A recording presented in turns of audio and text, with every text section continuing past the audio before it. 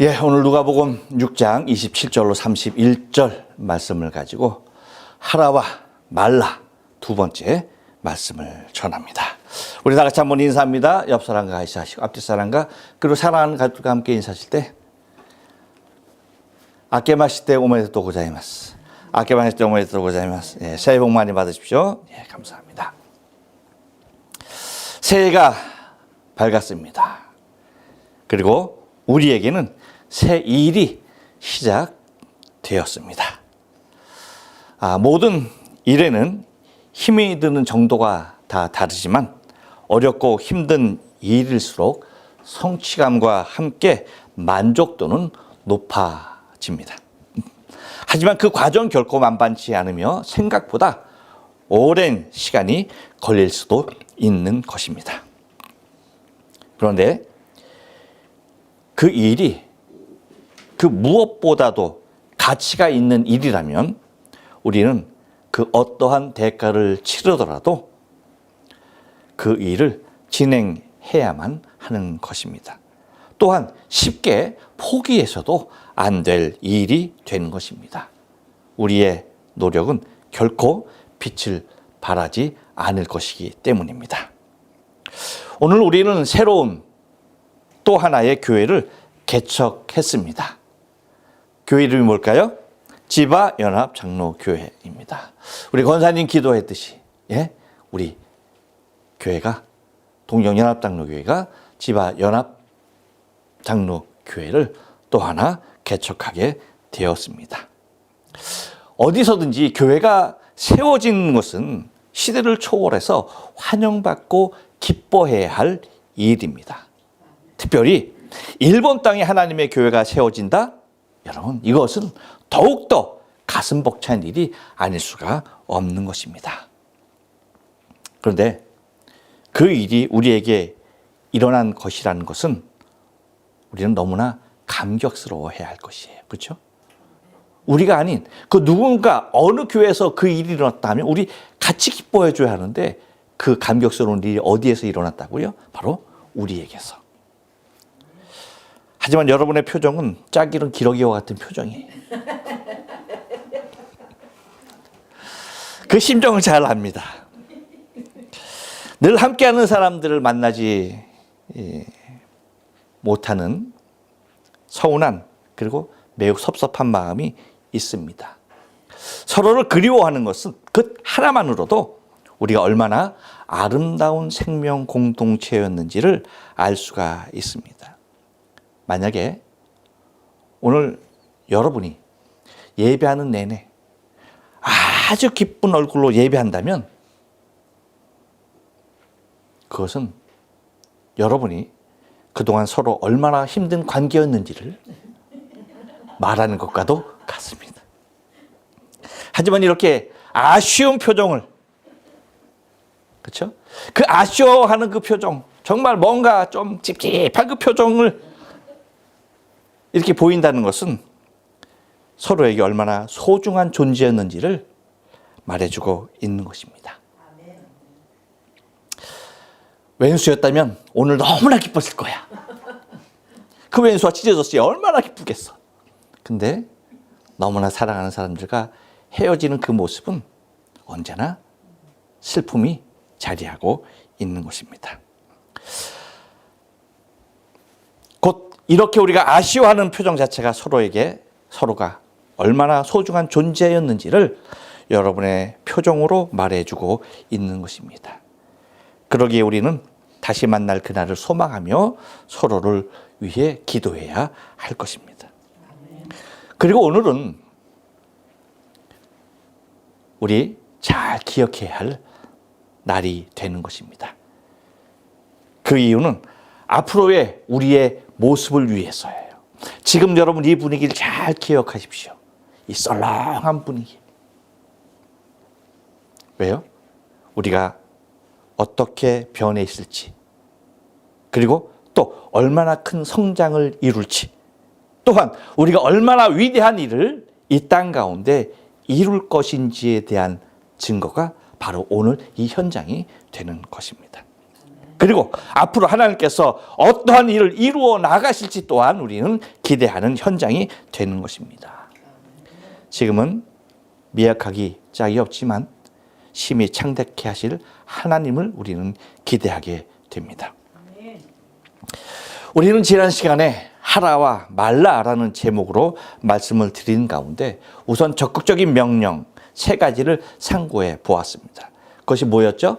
사랑하라, 그리고 선을 행하라, 그리고 축복하라 였습니다. 곧 적극적인 명령 3가지를 우리가 상고해 보았는데 오늘은 계속해서 그 다음에 나오는 또 다른 적극적인 명령들을 우리는 좀 상고해 보도록 하겠습니다. 곧 그 적극적인 명령이 무엇이었느냐? 한 번 더 따라서 합니다. 기도하라입니다. 예, 28절 하반절 말씀을 우리가 다 같이 읽습니다. 시작. 너희를 모욕하는 자를 위하여 기도하라. 여러분은 기도 잘 하시죠? 네, 그렇죠? 그런데 여러분, 기도가 쉬운 일이 결코 아닙니다. 물론 하루에 1시간 이상, 3시간씩, 아니 그 이상도 기도하는 분들 계시고요. 그 자체가 매우 힘든 일입니다. 이것이 습관이 된 사람에게도 1시간을 기도하는 사람, 3시간을 기도하는 사람, 5시간 아니면 반나절을 다 기도하는 사람이라 할지라도 그 기도의 자리가 결코 쉬워서 그렇게 기도하고 있는 것이 아니라는 거예요. 1시간을 하면 1시간을 하는 그만큼 힘든 것이고요. 3시간을 하면 3시간을 하는 그만큼 힘이 든 자리가 기도의 자리라는 것입니다. 결코 쉽기 때문에 1시간, 3시간, 2시간 그렇게 매달려 기도하는 것이 아니라는 것입니다.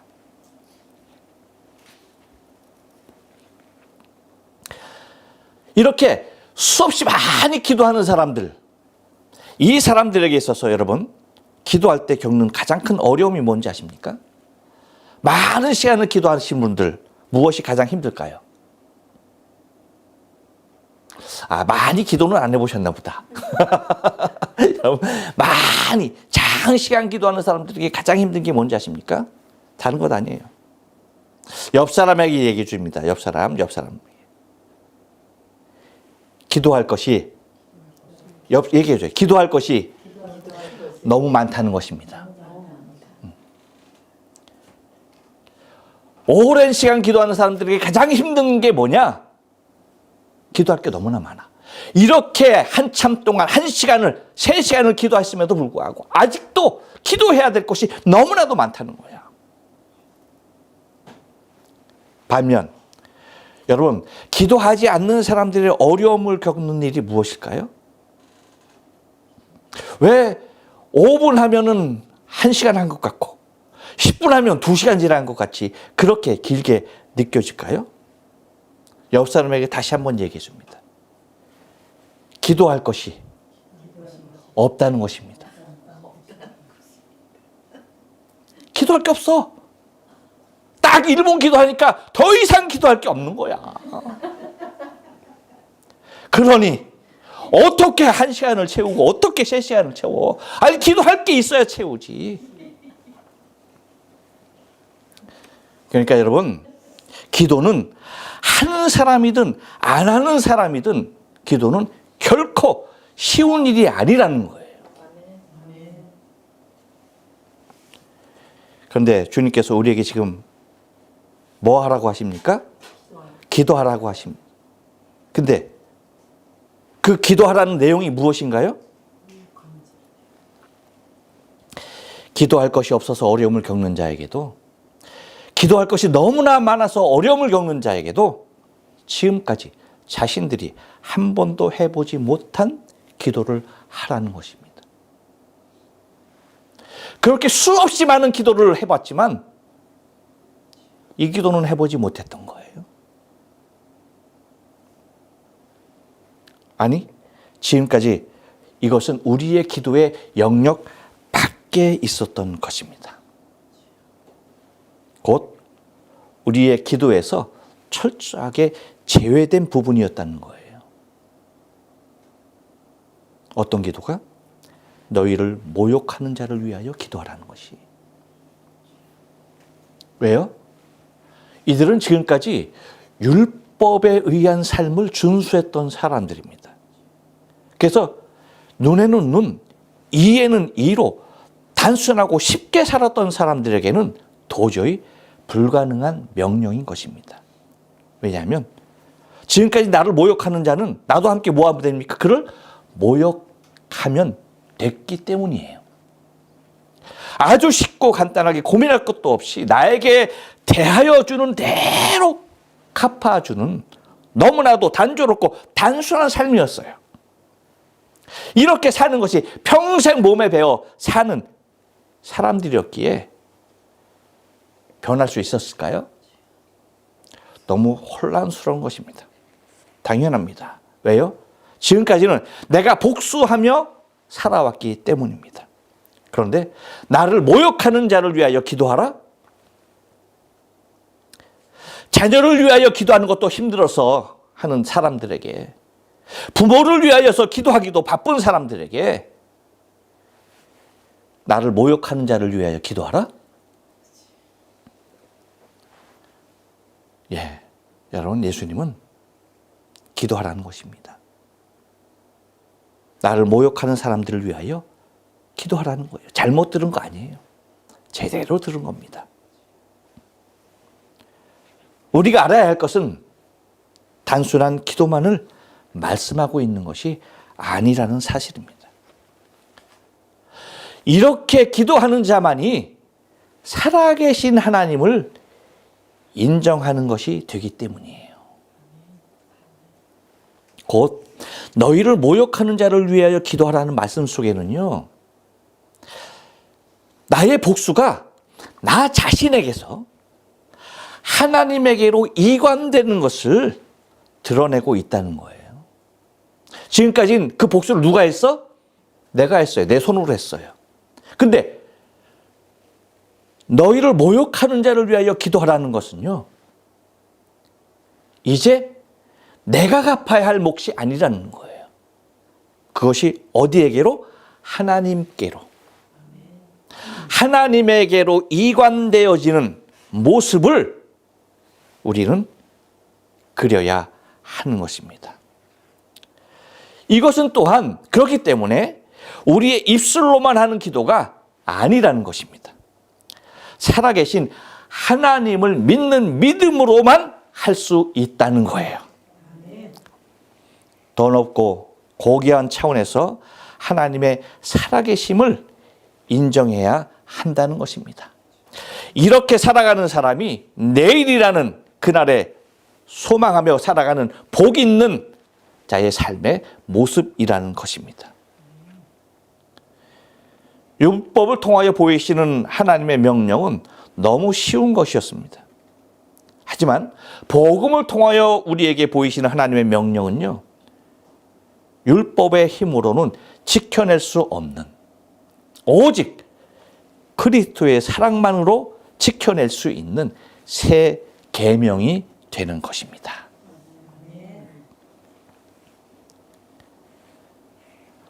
또 한 가지 적극적인 명령을 우리에게 명하고 계시는데, 그 적극적인 명령 하나, 또 하나가 뭡니까? 한 번 더 따라서 합니다.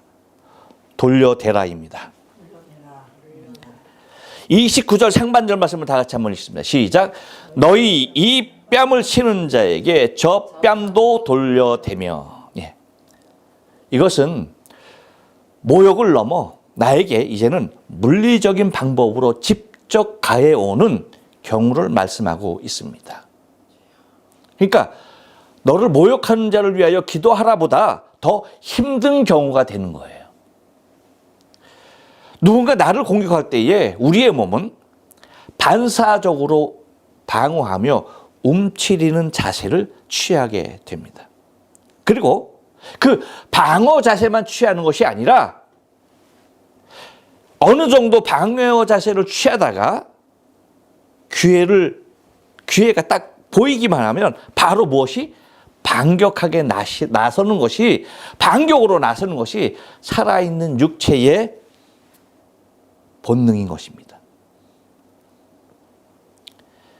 이것은 아무리 약한 사람이라 할지라도 자연스럽게 나오는 반응이에요.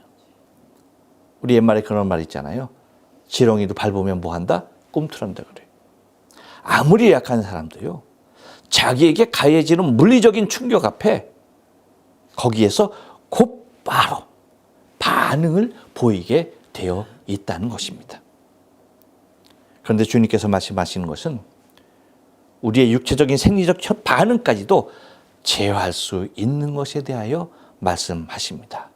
도대체 어디까지? 도대체 주님은 우리에게 어디까지 요구하시는 것인가? 이건요, 사람이 참기 가장 어려운 생리적인 현상뿐이 아닙니다. 유체적 분노를 참기가 가장 어려운 거예요. 여러분, 화장실 가는 거 참는 거 너무나 힘들죠? 그렇죠? 근데 이것보다 더 힘든 게 뭔지 아세요? 분노예요. 그리고 이 분노를 다스리지 못하고 쉽게 아주 곧바로 화를 냅니다. 그래서 현대 많이 유행하는 단어가 뭐예요? 분노 조절 장애. 세상에서는 이것을 장애라고 표현해요. 그만큼 심각한 모습이 우리 육체 안에 있다는 것입니다. 이것은 우리의 믿음이 육체적 본능까지도 제어해야 한다는 것을 말씀하고 있는 것입니다. 곧 믿음이 아니고서는 하늘의 소망 없이는 육체적 본능을 이길 수 없다는 것입니다. 그렇기에 복 있는 사람은 육체적 본능까지도 제어할 수 있는 능력을 갖추고 있다는 것입니다. 그러니까 여러분, 너의 입뺨을 치는 자에게 젖뺨도 돌려댄다 할 때에 우리는 이것을 다른 의미로 해석하면 안 돼요. 아, 예수님께서 화내라는 거구나. 입뺨 치니까 야, 여기도 쳐봐 이씨. 그러면서 돌려대라는 그런 의미가 아니야. 무슨 얘기인지 아시죠? 절대 그런 의미가 아니야. 우리 흔히 그러잖아. 쳤어? 쳐봐 그러잖아. 그게 아니라는 거예요. 곧 이런 식으로 대들라는 얘기가 아닙니다. 곧 곤조나 성깔, 이것을 나를 치는 자에게 보이는 것이 아니라는 것입니다. 무슨 얘기냐? 나로 인한 분을 상대가 더 이상 품지 못하게 하라는 거예요. 어떠한 경우에도 화평을 이루는 행위를 말하고 있는 것입니다. 곧 내 자신 스스로가 화평을 깨는 자의 위치에 있지 말라는 거예요. 많은 사람들이 여기에 다다르지 못하는 것이 왜예요? 내가 당한 것에 대한 분함 때문입니다. 그래서 내 스스로가 당했다라고 하는 그 모습 가운데 돌출되는 것이 뭐예요? 화평을 깨는 거예요. 하지만 당한 자로서 더 이상 네가 당했다 하더라도 너는 화평을 깨는 자의 자리에 들지 말라는 겁니다. 주님은 자신의 뺨을 치는 자를 향하여서 결코 분하여 하지 않았어요. 그렇죠? 당신이 말씀을 하신 그대로 당신은 당신의 행위로 우리에게 보이셨습니다. 그리고 십자가에서 저들의 죄를 사하여 달라라고 기도하십니다. 그래서 누가복음 23장 34절에서 이렇게 말씀하십니다. 예수께서 가라사대 아버지여 저희를 사하여 주옵소서 자기의 하는 것을 알지 못함이니이다 하시더라 라고 말합니다. 곧 예수님은 자신을 십자가에 못 박아 죽이는 자들을 향하여서 저들이 하는 것을 저들이 알지 못한다라고 대변을 주시면서 나를 죽이는 자를 향하여 화평을 선언하고 계시는 것입니다. 하나님의 자비를 구하고 계시는 거예요. 이것이 너의 이 뺨을 치는 자에게 저 뺨을 돌려댈 수 있는 하늘의 산 소망을 가지고 살아가는 정말 참된 복이 있는 사람의 모습이라는 것입니다. 또 하나, 복 있는 사람에게 명하시는 적극적인 명령이 무엇이냐? 한 번 더 따라서 합니다. 주라입니다. 30절 상반절 말씀을 다 같이 읽습니다. 시작. 내게 구하는 자에게 주며. 아멘. 예. 내게 구하는 자에게 주며 라고 말씀하십니다. 여러분, 구약에서는 어떤 사람이 복 있는 사람입니까? 복 있는 사람이 누구예요? 구약에서. 그렇죠. 구약에서 복 있는 사람은요, 많은 것을 받은 사람이에요. 지난 시간에도 여러분에게 말씀을 드렸듯이 구약 시대에는 하나님을 본 사람이 있습니까? 없습니까? 없어요. 하나님을 볼 수가 없어요. 곧 영이신 하나님께서 직접 통치하시는 하나님 현현의 시대였어요. 그러니까 하나님, 살아계신 하나님이신데 영이시라서 인간의 눈으로는 볼 수가 없으신 분이에요. 그런데 하나님이 직접 통치하시는 그러한 시대가 구약이었어요. 그러니까 하나님이 통치하시긴 하시는데 그것이 사람의 눈에 보여 안 보여? 안 보인다는 거예요. 하나님이 안 보이시니까. 그렇기에 영이신 하나님의 눈에 보이지 아니하시는 하나님이 나는 살아있는, 나는 스스로 있는 하나님이라는 것을 드러나기 위해서는 인간이 볼 수 있는 가시적인 것이 필요했다는 거예요. 그래서 하나님의 사랑을 받는 사람들은요, 모두가 다 어떤 사람인 줄 아십니까? 하나같이 큰, 그 당시에 엄청난 부를 소유했던 사람들이 됩니다. 이것이 복 있는 사람들의 모습이었어요. 보실래요, 여러분? 성경에 나온 인물들을 보실래요? 우리가 흔히 말하는 믿음의 조상 아브라함, 가난했습니까? 부했습니까? 부했습니다. 홀을 단신으로 아비의 집을 나왔던 사람이에요. 그런데 홀을 단신으로 아비의 집을 나왔던 그 사람이 어떤 겁으로 바뀝니까? 자신의 조카 롯이 잡혀갔을 때에 400인의 군사를 거느리고 갔던 사람이에요. 그가 가졌던 부는 상상하지도 못할 엄청난 부였던 것입니다. 왜 그가 그만큼 많은 사람들이 우러러볼 정도로 큰 부를 하나님이 그에게 허락하셨을까요? 믿음의 조상 아닙니까? 그 하나님을 믿는 그 믿음을 통하여, 그 사람을 통하여 하나님이 정말 눈에 보이시진 않지만 정말 살아계시기 때문에 그가 그만큼의 부를 누릴 수 있었다는 것을 세상 사람들로 하여금 보게 했던 거예요. 그러니까 그 부를 통하여서 누구를 바라보는 거야? 하나님을 바라보게 했던 거예요.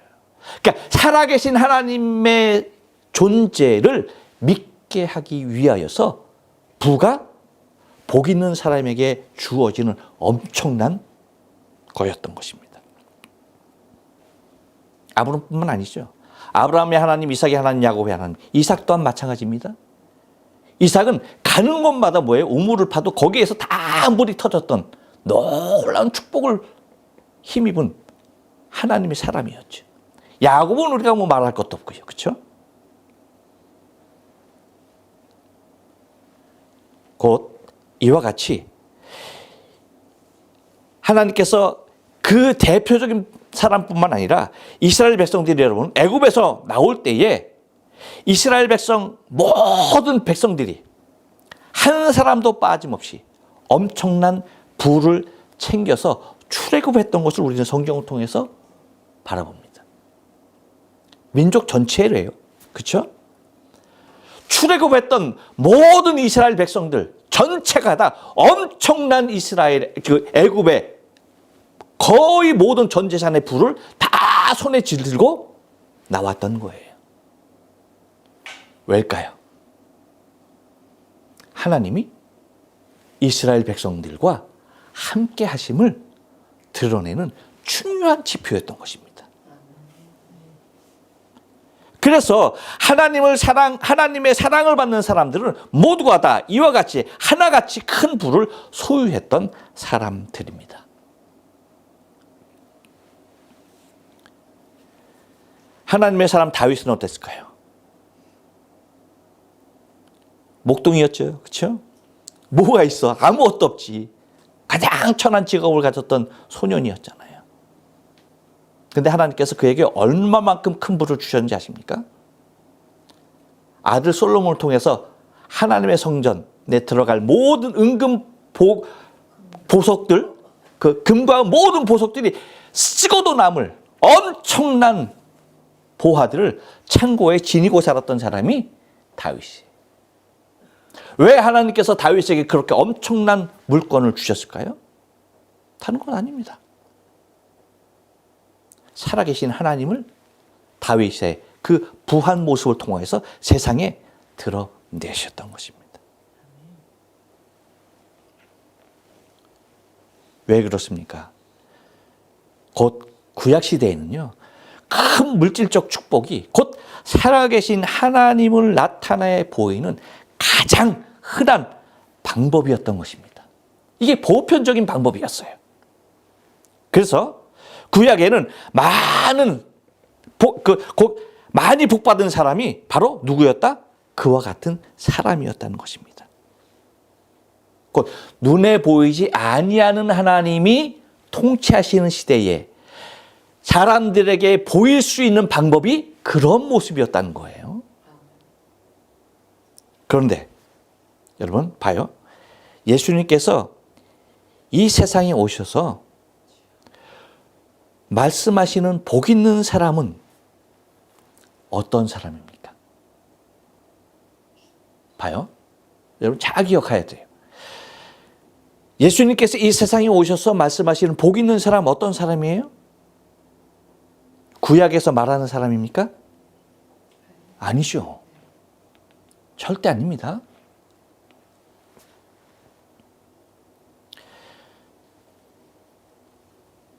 주님은 복 있는 사람을 말할 때 주는 사람이라고 말해요. 구약에서는 뭐라고요? 받는 사람이었어요. 응? 구약에 복 있는 사람은 받는 사람이었어. 하나님께 받는 사람이었어. 근데 신약에 와서 예수님께서 오셔서 곧 눈에 보이시는 하나님이신 예수님께서 직접 사람의 눈에 보이게 오셔서 하시는 말씀은 받는 것이 아닌 주는 자가 복 있는 사람이라고 말씀하시는 거예요.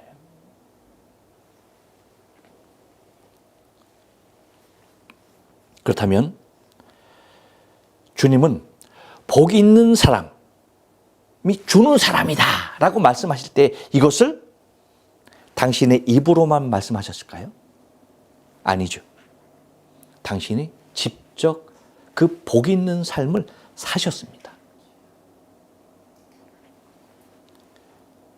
곧 직접 복 있는 자의 모습을 당신이 우리에게 철저하게 보이셨던 것입니다.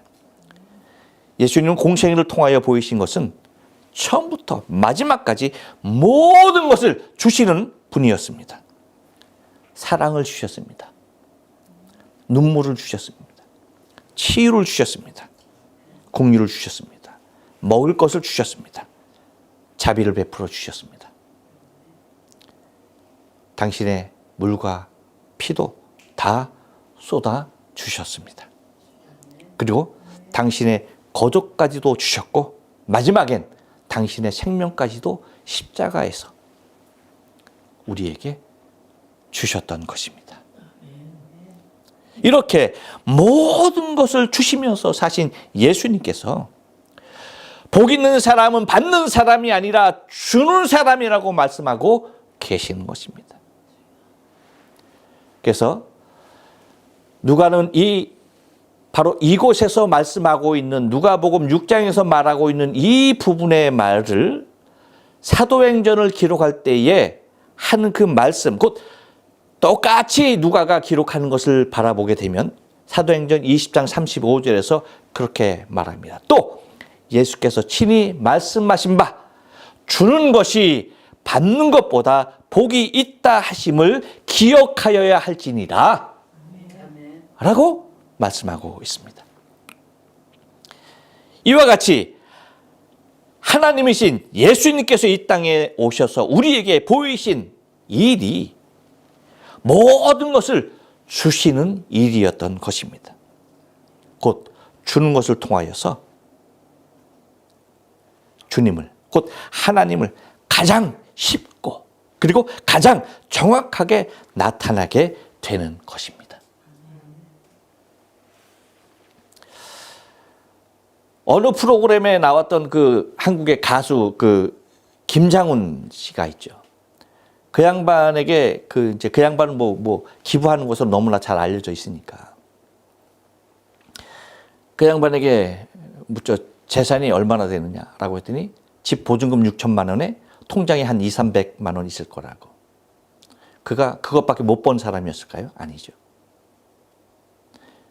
그는 자기가 갖고 누적하며 축적하며 누릴 수 있는 그러한 모습이, 그러한 기회가 없었을까요? 아니죠.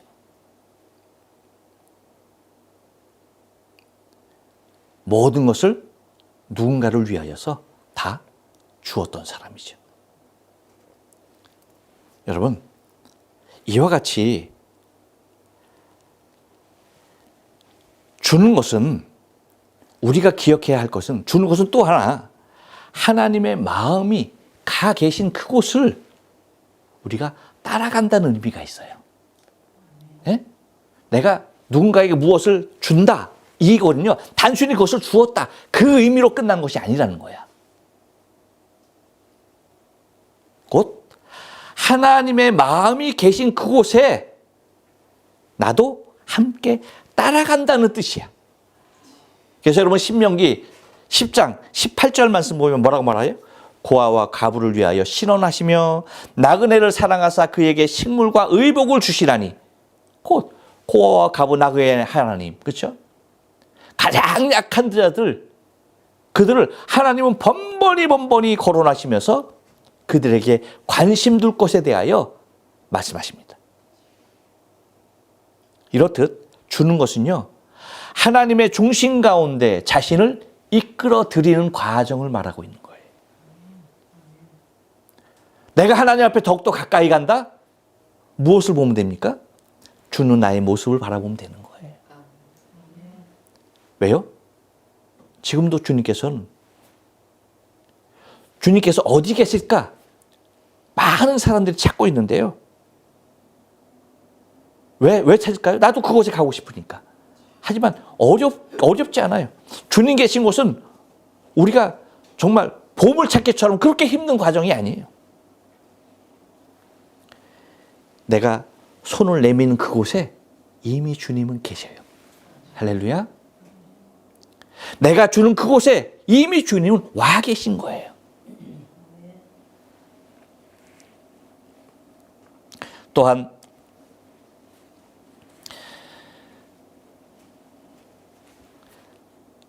주는 것은 단순히 내 것을 준다는 의미에 그치지 않습니다.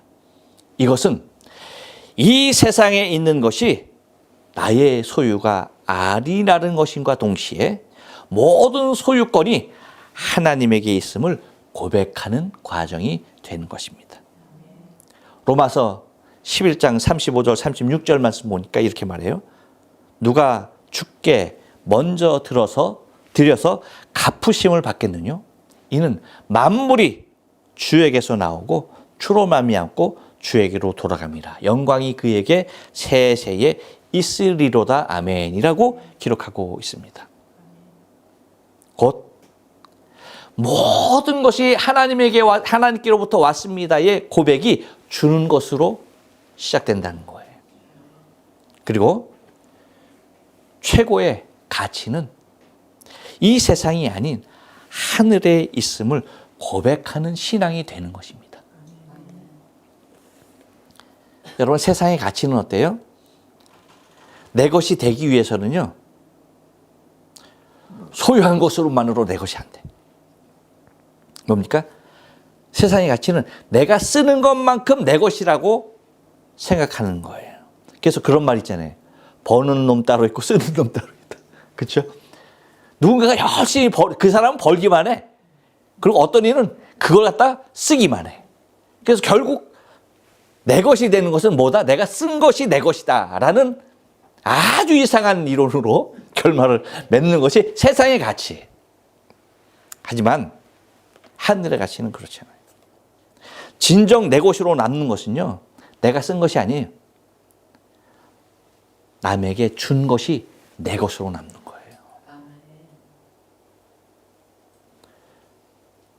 절대 기억해야 할 일입니다.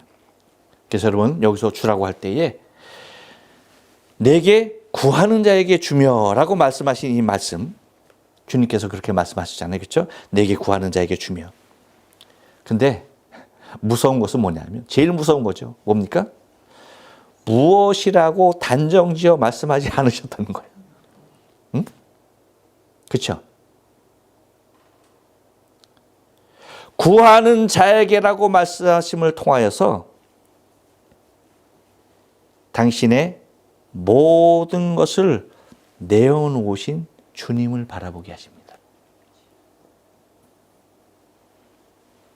곧 나의 조건에 의하여서 주는 것이 아니라는 거예요. 철저하게 구하는 자의 필요에 의한 것임을 말씀하시는 것입니다. 그렇죠? 곧 나의 조건에 의해서 주는 게 아니라는 거예요. 필요한 자의, 구하는 자에게 필요한 것임을 말씀하고 있다는 사실을 기억해야 돼요. 이것은 다음 시간에 이어질 황금률에서 그 의미를 더더욱 부각시키게 될 것입니다. 개봉박두 기도하시겠습니다.